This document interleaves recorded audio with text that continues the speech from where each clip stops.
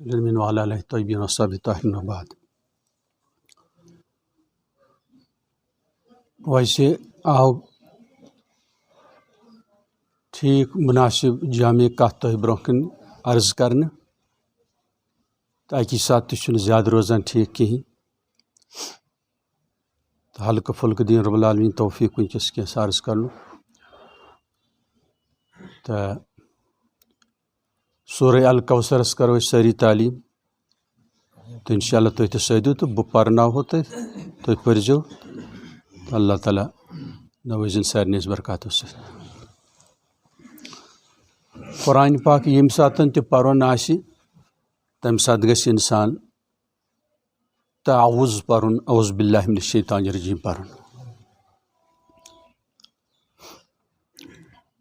Mobile وغیرہ گژھن مساجدن من ضروری بند تھوین کیاز اتھ یہ میوزک ٹون آسان تو امہ سۭتۍ چھِ زبردست بے ادبی گژھان، خلل چھِ گژھان، اتھ چھُ تھاوُن خاص کنٹرول ورنہ گژھِ انسان زبردست گناہ گار۔ اعوذ باللہ من الشیطان الرجیم، اعوذ باللہ من الشیطان الرجیم، اعوذ میں پناہ مانگتا ہوں، اعوذ میں پناہ مانگتا ہوں، باللہ اللہ کی، من الشیطان الرجیم، من الشیطان الرجیم، شیطان مردود سے، شیطان مردود سے، بسم اللہ الرحمن الرحیم، بسم اللہ الرحمن الرحیم، آغاز اللہ کے نام سے، آغاز اللہ کے نام سے، جو بہت بڑا مہربان، جو بہت بڑا مہربان، نہایت رحم کرنے والا ہے، نہایت رحم کرنے والا ہے۔ اِنَّا أَعْطَيْنَاكَ الْكَوْثَرَ، اِنَّا أَعْطَيْنَاكَ الْكَوْثَرَ، بے شک ہم نے آپ کو، بے شک ہم نے آپ کو الکوثر عطا کیا، الکوثر عطا کیا، یعنی خیر کثیر عطا فرمایا، یعنی خیر کثیر عطا فرمایا۔ فصلی، فصلی، تو پڑھ لیجئے نماز، تو پڑھ لیجئے نماز، لربک، لربک، اپنے ہی رب کے لیے، اپنے ہی رب کے لیے، وانحر، وانحر، اور قربانی کیجئے، اور قربانی کیجئے، اپنے ہی رب کے لیے، اپنے ہی رب کے لیے، ان، بے شک، بے شک، شانئک، شانئک، آپ کا دشمن، آپ کا دشمن، هو الابتر، هو الابتر، وہی بے نام و نشان ہے، وہی بے نام و نشان ہے۔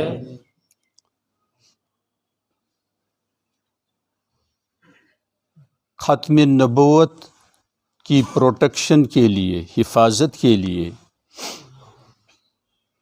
نبی کریم صلی اللہ علیہ وسلم کی مذکر اولاد بالغ نہیں ہوئی، بلوغیت سے پہلے پہلے ہی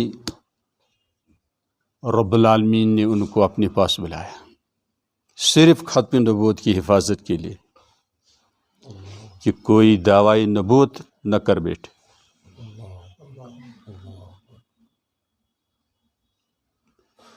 سلسلہ سادات بذریعہ السیدہ الزہرا فاطمہ رضی اللہ عنہا چلا آ رہا ہے، کوئی بیٹا بالغ نہیں ہوا۔ اور بھی حکمتیں ہو سکتی ہیں لیکن خصوصاً تحفظ نبوت کے لیے، ختم نبوت کے لیے۔ آخری پیغمبر حضرت محمد صلی اللہ علیہ وسلم۔ مزید بر صغیر کے بہت عظیم الشان مفسر حضرت شاہ عبدالعزیز دہلوی رحمۃ اللہ علیہ، حضرت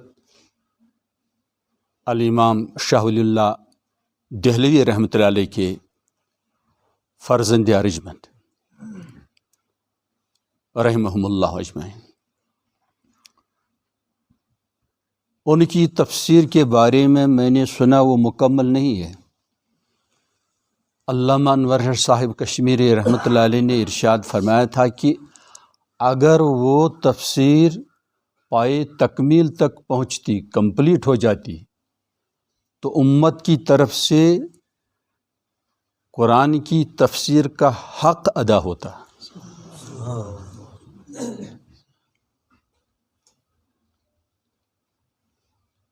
تو ان کی طرف یہ بات منسوب ہے، شاید الکوثر کی تفسیر میں بھی ہوگی یہ بات، کہ الکوثر جس کو حوض کوثر کہتے ہیں یہ حق ہے۔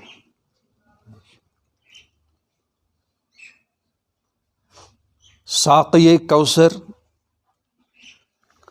حوض کوثر سے پانی پلانے والے حضرت محمد صلی اللہ علیہ وسلم، جتنے آسمان میں ہمیں بے شمار تارے نظر آتے ہیں، اتنے وہاں آب خورے ہوں گے، پیالے ہوں گے، اور اہل سنت والجماعہ، اہل سنت والجماعہ کہتے ہیں جو سنت رسول صلی اللہ علیہ وسلم کے علاوہ سنت خلفائے راشدین پر بھی چلیں، سنت یہ اتھارٹی رسول عربی صلی اللہ علیہ وسلم نے انہیں عطا فرمائی ہے۔ علیکم بسنتی و سنت الخلفاء الراشدین المہدیین عضوا علیہا بالنواجذ، آپ پر لازم ہے میرا طریقہ زندگی اور خلفائے راشدین رضی اللہ عنہم اجمعین ان کا طریقہ، ان کی سنت، ان کا فرمان۔ جو خلفائے راشدین کا فیصلہ نہیں مانتے ہیں وہ اہل سنت والجماعت میں سے نہیں ہیں۔ کچھ سمجھ گیا؟ اس لیے تراویح پر اعتراض کرنے والے ان کو بھی سوچنا چاہیے کہ یہ نظامی تراویح جو ہے یہ حضرت عمر بن الخطاب رضی اللہ تعالیٰ عنہ نے صحابہ کی موجودگی میں منظم کی، تو اس میں یہ صرف حضرت عمر کا فیصلہ نہیں ہے، اس میں اجماع صحابہ بھی ہے، اور ہمیں یہ قبول ہے۔ اور چاروں ائمہ جو غیر معمولی مقام رکھتے ہیں سب 20 پر متفق ہیں، کچھ تو زائد کہتے ہیں لیکن کم از کم 20 رکعت ہیں۔ چاہے سعودی حکومت باطل حکمرانوں کے پریشر کے تحت یا اپنے مفاد کے لیے حرم میں اب 10 پڑھائے، لیکن ہم کو یہ فیصلہ تسلیم نہیں ہے، ہمیں صحابہ کا فیصلہ تسلیم، خلفائے راشدین کا فیصلہ پسند ہے، انہی کو کہتے ہیں اہل سنت والجماعہ۔ تو اپنی پوری زندگی، داخلی، خارجی، عائلی، پوری زندگی ہر ایک مومن کی مطابق سنت رسول پاک ہونی چاہیے، کوشش ہونی چاہیے، غلطی کسی سے بھی ہو سکتی ہے، لیکن رب العالمین نے ہمارے لیے جو نمونہ چوز کیا، منتخب کیا، وہ ہے نمونۂ رسول پاک صلی اللہ علیہ وسلم۔ اس نمونے کو چھوڑ کر کسی ایکٹر کا نمونہ اختیار کرنا، کسی ہیرو کی ایکشن کی نقل اتارنا، یا کسی اور عالمی شہرت یافتہ شخصیت پرسنالٹی کی شبیہ اختیار کرنا، اس نے کیا کیا؟ اس نے پیارے نبی صلی اللہ علیہ وسلم کی مشابہت، اس کا انکار کیا، اسے ناپسند کیا، اور زبان سے کہتا نہیں ہے، اس کا عمل، اس کا چلنا پھرنا اور نقل اتارنا غیروں کی یہ بتا رہا ہے کہ اسے رسول پاک صلی اللہ علیہ وسلم کی تہذیب کلچر پسند نہیں ہے۔ کچھ سمجھ آگے؟ اس لیے براہ کرم سوچئے، پیارے نبی صلی اللہ علیہ وسلم اللہ کے حبیب تھے، جو پیارے نبی صلی اللہ علیہ وسلم کا طریقہ اختیار کرے گا وہ بھی پیارا بن جاتا ہے، وہ بھی پیارا۔ اور مزید رسول عربی صلی اللہ علیہ وسلم نے فرمایا، مشہور حدیث ہے یہ، صحیح حدیث ہے یہ، المرء مع من احبہ، ہر ایک اپنے محبوب کے ساتھ ہوگا۔ کوئی سمجھ گیا؟ جسے پیارے نبی صلی اللہ علیہ وسلم محبوب ہوں گے تو کل پیارے نبی صلی اللہ علیہ وسلم کے بہت قریب ہوں گے۔ یہ عمل سے دکھانا ہے، پریکٹس سے دکھانا ہے، اپلائی کرنے سے دکھانا ہے، کاروبار میں، کردار میں، گفتار میں، اگر اس کی محنت ہو۔ چونکہ اچانک آدمی مر سکتا ہے، مرتے ہی اس شخص کو پتہ چلتا ہے میرا انجام کیا ہے۔ اگر حسن خاتمہ نصیب ہو گیا، حسن خاتمہ کس کو نصیب ہوتا ہے؟ حسن خاتمہ اسے نصیب ہوتا ہے جو دین پر پابندی کے ساتھ چلے، پابندی کے ساتھ چلے، اسی کو حسن خاتمہ نصیب ہوتا ہے۔ خدا نہ خواستہ دین چھوڑ کر جو گناہوں پر ڈٹے رہا، یہ علامت ہے بری موت کی۔ جو توبہ نہیں کرتا ہے، شراب نہیں چھوڑتا ہے، ڈرگس نہیں چھوڑتا ہے، بدکاری نہیں چھوڑتا ہے، ناپاک افیئرز نہیں چھوڑتا ہے، سودخاری رشوت نہیں چھوڑتا ہے، تو یہی غالب امکان ہے کہ اس کا خاتمہ ایمان پر نہیں ہوگا۔ جو ڈرتا رہتا ہے، توبہ کرتا رہتا ہے، واپس آتا ہے ذوالجلال کی بارگاہ میں، تو یہ بہترین علامتیں ہیں۔ کما تحیون تموتون، جس طرح آپ زندگی گزارو گے اسی طرح مرو گے، وکما تموتون تحشرون، اور جس طرح آپ مرو گے اسی طرح آپ کو اٹھایا جائے گا۔ خدا نخواستہ شراب پی کر نشے کے عالم میں کوئی مر گیا تو یہ قیامت میں اسی طرح اٹھے گا، سجدے میں کوئی انتقال کر گیا تو اسی طرح اٹھے گا۔ حسن خاتمہ کی بہت فکر ہونی چاہیے۔ یہ کتاب الجنائز بخاری شریف میں ہے حدیث پاک، جس طرح انما الاعمال بالنیات ہے، اسی طرح انما الاعمال بالخواتیم، اعمال کا دار مدار خاتموں پر ہے۔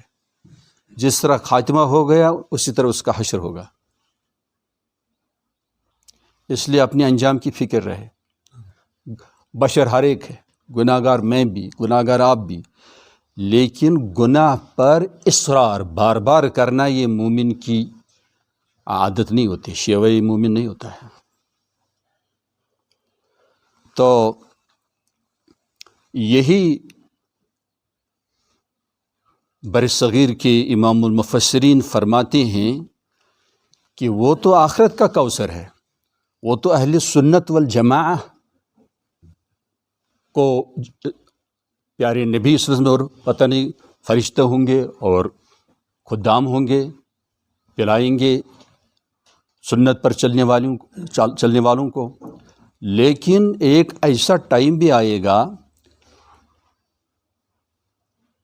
کہ آثار وضو کے ذریعے سے جو ہم وضو کر رہے ہیں نا، یہ سب اعضاء نورانی ہو جائیں گے،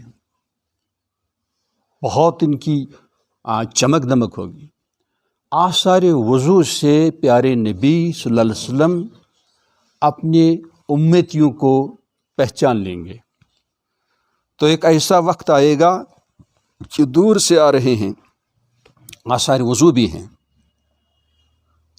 لیکن اعلان ہوگا، وہ آ رہے ہیں. قریب ہے کہ پیارے نبی صلی اللہ علیہ وسلم ان کو حوض کوثر سے پانی پلائیں، لیکن اعلان ہو رہا ہے یا محمد صلی اللہ علیہ وسلم انک لا تدری ما احدثوا بعدک، آپ کو پتہ نہیں کہ آپ کے وفات کے بعد انہوں نے دین کے ساتھ کیا کیا کیا، کتنی بدعات اس میں داخل کی.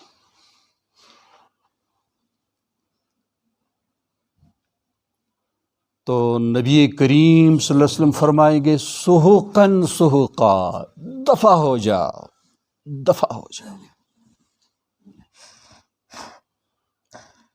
اس لیے ہمیں بدعات سے، رسومات سے مکمل طور بچنا چاہیے. ہماری جو نیو جنریشن ہے، ہماری ہی بیٹیاں، ہمارے ہی بیٹے، بہت ہی تاخیر کے ساتھ ان کا نکاح کیا جاتا ہے، رسوم کی پرستش کی جاتی ہے.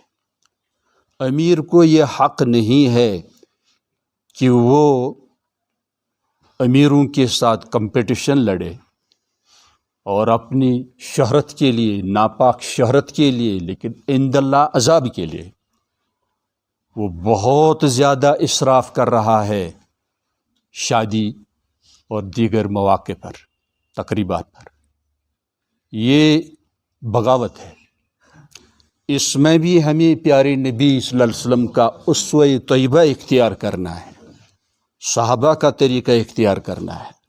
حضرت فاطمہ زہرا رضی اللہ تعالیٰ عنہا سے بہتر کوئی بیٹی ہو نہیں سکتی. حضرت علی، حضرت حسنین سے بڑھ کر کوئی دلہا ہو نہیں سکتا، بیٹا نہیں ہو سکتا. سمجھ آ گیا؟ تو اس وقت بھی، غم میں بھی، خوشی میں بھی اسوہ طیبہ پیش نظر رہے. اسی کو کہیں گے عاشق رسول، محب رسول اللہ صلی اللہ علیہ وسلم. اور یہ حدیث ترمذی میں آیا بھی ہے، من احب سنتی فقد احبنی، جس نے میری سنت، میرے طرز زندگی کو اختیار کیا اور فیشنز کو چھوڑ دیا، لائف سٹائلز کو چھوڑ دیا، میرے طریقے پر جمے رہا. من احب سنتی فقد احبنی، اسی نے مجھ سے محبت کی.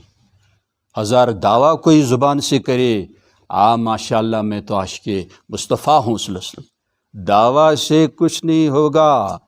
ہاتو برہانکم ان کنتم صادقین، دلیل لاؤ دلیل، اور دلیل ہے اتباع. اتباع رسول دلیل محبت رسول.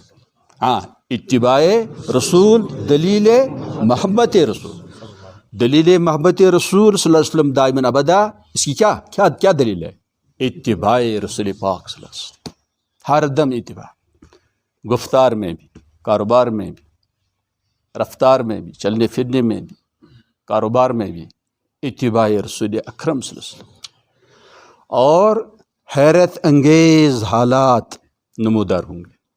جو نمودار نہیں ہو رہے ہیں نمودار ہوں گے، کیونکہ ہم دین پر عمل نہیں کر رہے ہیں. نقد فائدہ اپنے کو ملے گا، اپنی ذات کو ملے گا، اور ماحول سدھر جائے گا. ہم نے ماحول کو جہنم میں تبدیل کر رکھا ہے. اچھا، اس لیے بدعات سے بچنا چاہیے. تو ہمارے بیٹے بیٹیاں وہ بہت ہی مہلک حرکات کر رہے ہیں، ناپاک تعلقات قائم کیے جا رہے ہیں. یونیورسٹیز میں عارضی طور نکاح کیا جاتا ہے.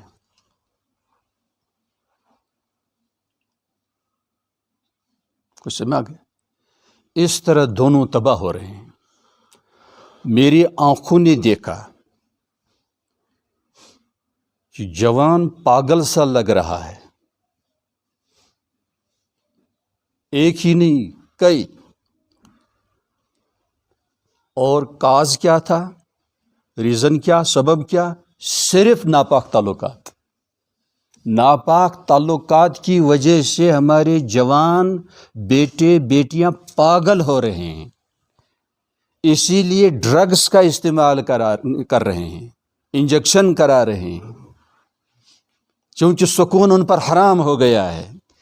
یہ گناہ کی خاصیت ہے، یہ حدیث نہیں ہے، بڑے اکابر اولیاء اس کو کوٹ کرتے ہیں، المعصیۃ برید الکفر، المعصیۃ برید الکفر، برید ویسے ڈاک کو کہتے ہیں۔ تو یہاں کیا مراد ہے؟ یہ جو گناہ پر بار بار اصرار کرتا ہے، ہر روز کرتا رہتا ہے، یہ کفر کا پیغام ہے کہ آہستہ آہستہ یہ کافر بنے گا، اسی لیے وہ بغاوت کی باتیں بکتے رہتے ہیں۔ تو علاج یہی ہے کہ بچے بالغ ہو گئے تو ان کے نکاح کا بندوبست کیا جائے۔ اب جو یہ بڑے ہمارے کہتے ہیں، والدین کہتے ہیں، رشتہ دار کہتے ہیں، بوڑھے کہتے ہیں ابھی تو چھوٹا ہے، ابھی یہ نکاح نہیں کر سکتا ہے، تو یہ سب کو سوچنا چاہیے دراصل ہم نے جو زندگی گزارنے کا وہ سٹینڈارڈ بنایا ہے نا، وہ بہت ہی ہائی بنا رکھا ہے ہم نے، اس کو نیچے اتارو، لوگوں کے تانوں سے مت ڈرو، لوگ گمراہ ہو رہے ہیں، ہمیں اپنی انکم کے مطابق، اپنی مالی حیثیت کے مطابق زندگی گزارنی چاہیے، قناعت اختیار کرنی چاہیے، اور ناز نخرو سے ہمیں پرہیز کرنا چاہیے، فیشن سے ہمیں پرہیز کرنا چاہیے، ہماری اولاد کو بھی فیشن سے پرہیز کرنی چاہیے۔ اس طرح ایکسپینڈیچر، مصروفیات وہ گھٹ جائیں گے اور سکون کی زندگی اب گزارنا آسان ہو جائے گا۔ ایسی رسوم رواج بالکل ترک کر دیا جائے، جہاں دین کی اجازت ہو وہیں خرچ کرو۔ اور بڑے فرماتے ہیں کہ انکم ہمارے اختیار میں نہیں ہے، ایکسپینڈیچر خرچ کرنا ہمارے اختیار میں ہے، کوئی سمجھ گیا؟ اس لیے انکم کے مطابق ہمیں خرچ کرنا چاہیے۔ اسی طرح کیا ہوگا اگر بچوں کا نکاح کیا جائے اور سیدھی سادھی سمپل زندگی اگر گزاری جائے تو انشاءاللہ جب تک ان کو کوئی کام مل جائے، کوئی جاب مل جائے، کوئی پیشہ مل جائے، تب تک بآسانی والدین انشاءاللہ العزیز اس کے اخراجات پورا کر سکتے ہیں۔ تو یہ صرف میری ذمہ داری نہیں، یہ سب کی ذمہ داری ہے کہ ہم سب کو سوچنا چاہیے کہ کیا کیا مہلکات ہیں، کیا کیا مشکلات ہیں، ان کا کیا حل ہے، کیوں ایسا ہو رہا ہے، کیوں اللہ کی بغاوت ہمارے گھروں میں ہو رہی ہے، ہمارے معاشرے میں ہو رہی ہے۔ اچھا، آگے آپ مضمون خود سوچیں۔ اب میں دوسری بات جو ہے الکوثر کے بارے میں شاہ عبدالعزیز دہلوی رحمۃ اللہ علیہ نے لکھا ہے کہ ایک حوض کوثر میں اس کی تفصیل ذرا بیان کرتا ہوں۔ دنیا میں بھی الکوثر ہے، دنیا میں بھی کوئی سمجھ گیا کیا؟ دنیا میں بھی یعنی شہد سے بھی زیادہ میٹھا اس کا پانی، اور دودھ سے بھی زیادہ سفید۔ جو پینے والے ہوں گے قیامت میں ان کو پیاس نہیں لگے گی۔ اللہ تعالی ہم سب کو نصیب فرمائے۔ اور بہت ہی نیک لوگ، جوان بیٹے، جوان بیٹیاں، بوڑھے، مرد، خواتین، جو اللہ کے ساتھ، پیارے نبی صلی اللہ علیہ وسلم کے ساتھ، اپنے ساتھ وفادار ہوں گے، ان کو سائے عرش دیا جائے گا، شیڈ آف دا تھرون۔ کوئی تکلیف نہیں ہوگی۔ مجرموں کے لیے لگ بھگ 50,000 سال کے برابر وہ دن ہوگا۔ ایک روایت میں آیا ہے کہ مومنین کے لیے ظہر سے عصر تک جو ٹائم ہے اتنا ہی انہیں محسوس ہو جائے گا، اس لیے اس کی فکر ہے۔ وہ میں کروڑ بار قسم کھا کر عرض کرتا ہوں، واللہ الساعۃ حق، قیامت حق ہے، قیامت حق ہے۔ جنہوں نے لاکھوں انسانوں کو قتل کیا، کیا ان کا حساب نہیں لیا جائے گا؟ ضرور لیا جائے گا۔ دنیا میں اس کا قصاص ممکن نہیں ہے، کیونکہ اس کو ایک بار پھانسی دی جائے گی، لاکھ بار تو نہیں. تو اللہ اس کو لاکھ بار کیا کروڑ بار زندہ کرے گا، کروڑ بار اسے عذاب دے گا. آگے سے تو دنیا میں یہ الکوثر کیا ہے؟ فرماتے ہیں نماز. ہاں، اس لیے مہربانی کر کے اپنے آپ کو الکوثر محروم ہرگز نہ کرنا، ہرگز نہ کرنا. اللہ تعالیٰ آپ کو بھی مجھے بھی کمال ہدایت، کمال ایمان، کمال تقوی، کمال اخلاص، کمال فلاح، کمال نجات، سبھی خیر کا کمال نصیب فرمائے، اور سب شر سے آپ کو بھی مجھے بھی پوری امت کو محفوظ فرمائے. والسلام علیکم ورحمۃ اللہ وبرکاتہ.